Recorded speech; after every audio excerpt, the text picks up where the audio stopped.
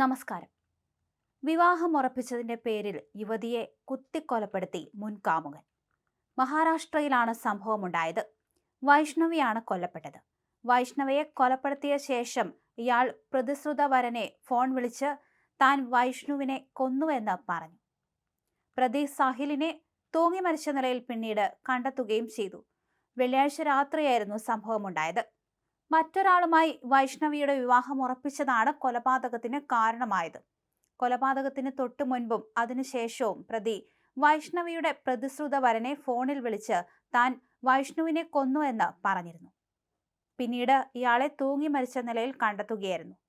വെള്ളിയാഴ്ച രാത്രി ഇരുവരും നേരിട്ട് കണ്ടിരുന്നു. പിന്നീട് സംസാരിച്ചു.